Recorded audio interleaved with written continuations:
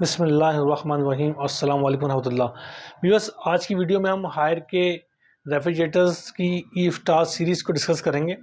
और ये सीरीज़ आप ऑलरेडी यूट्यूब के ऊपर देख चुके होंगे, लेकिन हायर ने भी इसके अंदर एक कलर की एडिशन की है और एक लेटेस्ट कलर को इन किया है इस सीरीज़ के अंदर। तो हमने सोचा कि उस कलर को भी आपको दिखा दें और थोड़े से इसके फीचर्स देख लेते हैं।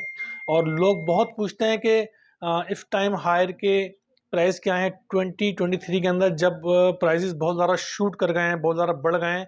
तो हम आखिर में इनके तमाम साइज़ेस को और इनकी कीमत को देखेंगे।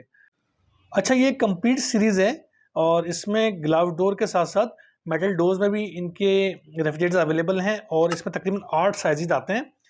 और 8 साइज़ेस के जो मॉडल नंबर हैं, उन मॉडल नंबर के हिसाब से हर फ्रिज कितने क्यूबिक फीट का होता है हम डिस्कस करेंगे आखिर में, जिससे आपको इसकी ख़रीदारी में यकीनन बड़ी मदद मिलेगी। सेंटर में आपको हायर का मोनोग्राम नज़र आ रहा है। सीधा पर इन्होंने अपने फीचर्स का एक बड़ा फीचर जो कि 10 साल कंप्रेसर वारंटी ये प्रोवाइड करते हैं वो, और 3 साल के इलेक्ट्रिकल पार्ट्स की वारंटी, जो कि मेरे ख्याल में शायद अभी हायर ही दे रहा है, जिसमें मुख्तलिफ चीज़ें आती हैं। पीछे रिले ओवरलोड होता है, अंदर थर्मोस्टेट होता है, वो इलेक्ट्रिकल पार्ट्स में आता है। बल्ब हो गया, ई स्टार का टैग लगा हुआ है, FES लिखा हुआ है छोटा सा दायरे में, जिसके मायने आप देखेंगे अभी यहाँ पर फुल इलेक्ट्रिक सॉल्यूशन आपको नज़र आ रहा है लिखा हुआ। और बाकी नीचे फीचर्स आप देखेंगे तो फीचर में जो उनका सबसे बड़ा एक फीचर है वो फास्टर फ्रीजिंग है। अच्छा, इस ये क्यों फास्टर फ्रीज करता है मैं आपको नीचे चल के बताता हूँ। एक वाइड वोल्टेज रेंज है, ये मैंने नीचे देखा है, तो 125 वोल्ट से लेकर ये अप टू 125 वोल्ट से भी स्टार्ट हो सकता है, जिसका मतलब ये हुआ कि आपको स्टेबलाइजर की ज़रूरत बिल्कुल नहीं है। अगर आप लगाएंगे तो अपने पैसों को ज़ाया करेंगे। 100 आवर्स कूलिंग रिटेंशन इसमें रहती है। अगर आपका रेफ्रिजरेटर किसी वजह से बंद हो जाता है या लाइट की लंबी लोड शेडिंग आपके वहाँ हो जाती है, तो फिर ये आपको बड़ा बेनिफिशियल रहेगा और आपका चीज़ आपकी काफ़ी टाइम तक इसमें सर्वाइव कर जाएंगी। 1 HIT 1 और आइसिंग टेक्नोलॉजी 1 घंटे में बर्फ़ आपको प्रोवाइड कर देगा ये। इसके बाद -25 डिग्री डीप फ्रीजिंग, यानी कि जो इसका ऊपर वाला कंपार्टमेंट है, फ्रीजर कंपार्टमेंट, वो -25 डिग्री तक टेम्परेचर को ले जाता है।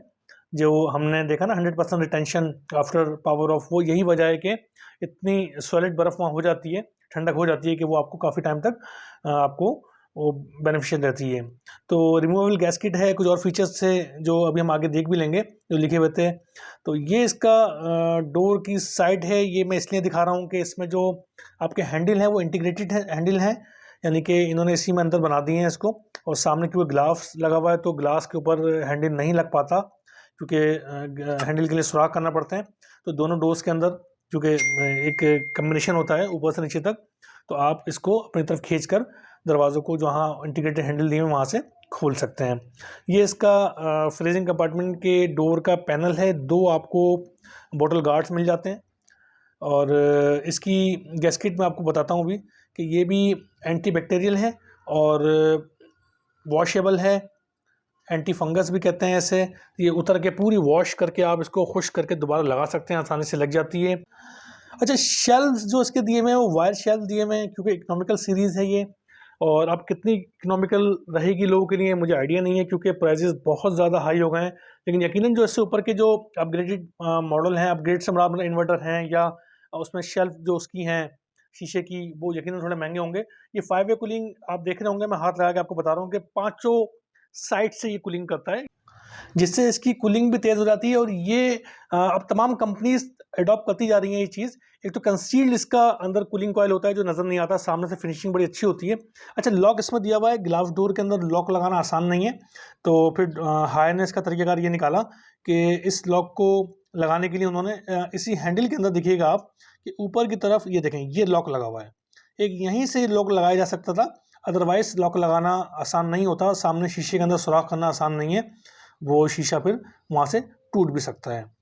और ये इसके साइड पैनल है नीचे वाले रेफ्रिजरेटर कंपार्टमेंट का। तकरीबन इसमें 1 2 3 4 बॉटल गार्ड दिए हुए हैं। नीचे वाले जो बॉटल गार्ड है ना, इसमें आप ज़्यादा वज़न ना रखा करें। पानी की बोतलें तो बिल्कुल ना रखें तो अच्छा है। गेट के लटकने का चांस होता है, कब्जे वहाँ से कमज़ोर हो जाते हैं। इसकी भी गैस्केट आपकी वॉशेबल है, क्योंकि ऊपर भी थी यहाँ भी होगी। तो ये मेरी एडवाइस है आपको कि नीचे वाले उसमें जो है ना आप ज़्यादा बोतलें हैवी ना रखें, ठीक है ना। और इसके वाइट शेल्व्स यहाँ आपको नज़र आ रहा है। पीछे की तरफ जो है ना, यहाँ भी कंसील्ड कूलिंग का जो एवापोरेटर होता है ना, उसका पार्ट होता है, जो कि नीचे वाली साइड में आपको कूलिंग में मदद देता है। और जब आप चीज़ें नीचे रखते हैं तो वो एक हाफ टेम्परेचर नीचे मेंटेन करता है। नीचे आपको मिल जाता है बिग बॉक्स। हर कंपनी अपने हिसाब से नाम रखती है, तो वहाँ वेजिटेबल रख सकते हैं। और ये एक रिवायती यानी कि जो थर्मोसेट है वो आपको नज़र आ रहा है यहाँ पर। और बिल्कुल सिंपल होता है ये। जिस तरह आगे बढ़ाएंगे तो ये कूलिंग इसमें बढ़ती है और ये 7 तक जाता है और 0 का मतलब ये ऑफ होता है। एक एडवाइस करूँ आपको, जब लेकर आएँ रेफ्रिजरेटर को तो 1 से 1.5 घंटा आप बिल्कुल खड़ा रहने दीजिए इसको। कंपनी भी आपको एडवाइस करती है जहाँ आपको रख के चलाना है। उसके बाद प्लग इन करें और इस थर्मोसेट को फुल पे कर 3 से 4 घंटे चलाएं आप। जब 3 से 4 घंटे चल जाए उसके बाद आप क्या करें, इसको मीडियम पे ले आएँ। मीडियम इसका बन जाएगा 4, 4.5 या 3.5 तक आपका मीडियम हो जाएगा। ये आगे एक एलईडी बल्ब इसमें दिया हुआ है ताकि जब आप डोर खोलेंगे तो अंदर रोशनी होगी। और अब ये पहले यहाँ एक बल्ब होता था, अब बल्ब ही है लेकिन एलईडी बल्ब कहलाता है। ये इसका डोर स्विच है। जैसे ही आप दरवाज़ा खोलते हैं तो ये स्विच ओपन हो जाता है और अंदर लाइट जल जाती है। तो ये छोटा सा एक व्यू था इसका। आपको दिखाने का मकसद यही था कि आपको इस रेफ्रिजरेटर को लेने में आसानी हो और आप डिसाइड कर सकें कि आया ये रेफ्रिजरेटर आपके लिए फ़ायदेमंद है तो आप इसे ले सकते हैं। बाकी मैं इसमें 2 कलर आपको और दिखा देता हूँ। इसकी मेटल डोज़ की सीरीज़ आपको दिखा देता हूँ। यही समझें कि एक रेफ्रिजरेटर में आपको दिखा देता हूँ मेटल डोज़ का, कि उसमें कोई फ़र्क नहीं होगा। दोनों के जो कैबिनेट्स होते हैं बिल्कुल सेम होते हैं। सामने सिर्फ डोर्स जो होते हैं, उन डोर्स में समझ लीजिए कि आप शीशा लगा होता है तो वो ग्लास डोर बन जाता है, और अगर मेटल डोर लगा हुआ हो तो वो आपका मेटल डोर्स का हो जाता है। मेटल डोर वही हैं जो आप पहले इस्तेमाल करते आ रहे हैं। देखें आप दोनों साथ रखे हुए हैं और सेम साइज़ रखा हुआ है, इत्तेफाक से मुझे आसानी से मिल गया ये। अभी आप देखेंगे कि दोनों में कोई फ़र्क ही नहीं है।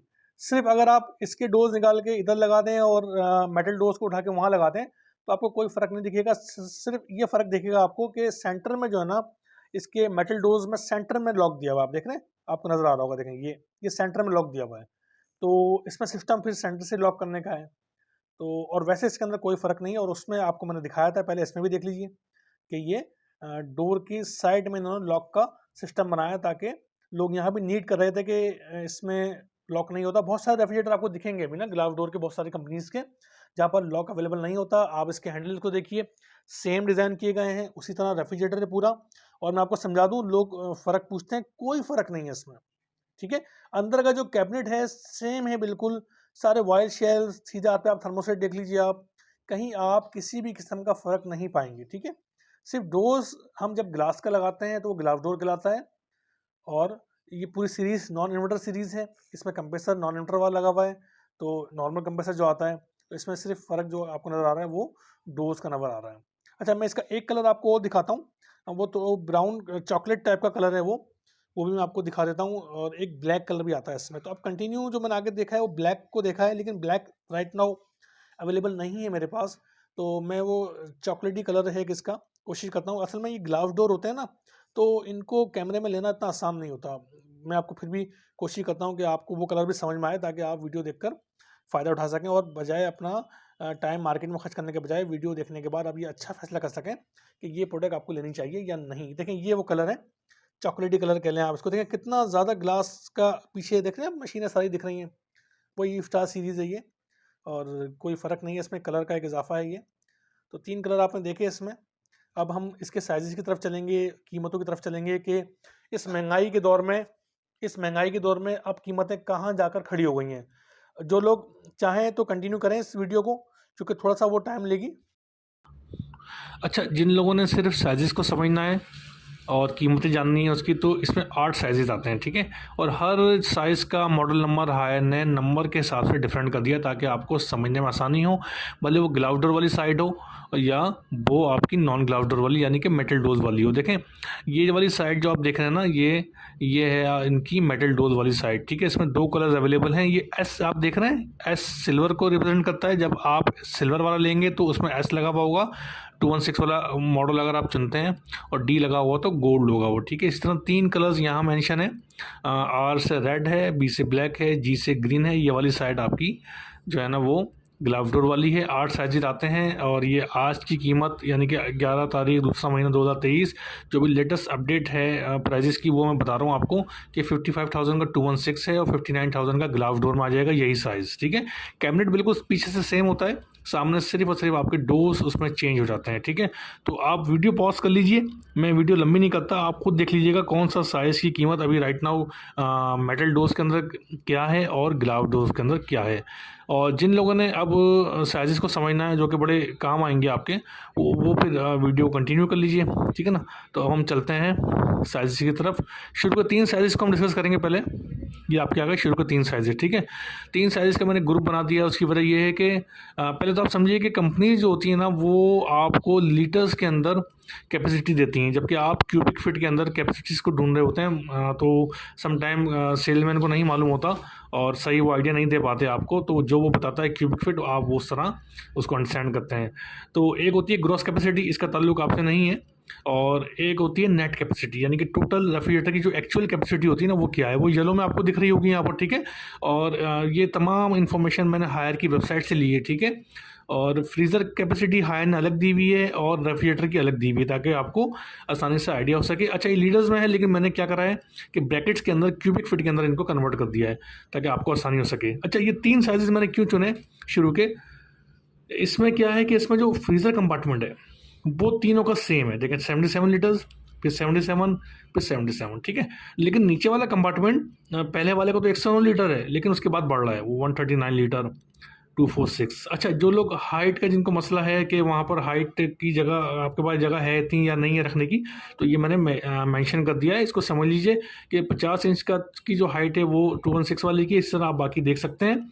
लेकिन विड्थ और डेप्थ के बारे में आपको बताऊं कि विड्थ में आपने हमेशा 4-5 इंच एक्स्ट्रा मार्जिन रखना है, और डेप्थ के अंदर आपने तकरीबन 6 इंच का मार्जिन रखना है, क्योंकि पीछे कंडेंसर होता है, उसको हवा लगनी चाहिए, वरना अगर उसमें हवा नहीं लगी तो वो फिर अच्छा परफॉर्म नहीं करेगा। ठीक है ना, तो आपने समझ लिया सारा। क्यूबिक फीट के अंदर आप देख सकते हैं ब्रैकेट में लिखा हुआ है सारी कैपेसिटी। तो अब आप बेहतर अंदाजा लगा सकते हैं कि आपको अगर रेफ्रिजरेटर कंपार्टमेंट बड़ा लेना है तो आपने कौन सा मॉडल डिसाइड करना है। ठीक है, ये 3 साइज़ हो गए शुरू के। इसके बाद मज़ीद 2 साइज़ को देख लेते हैं।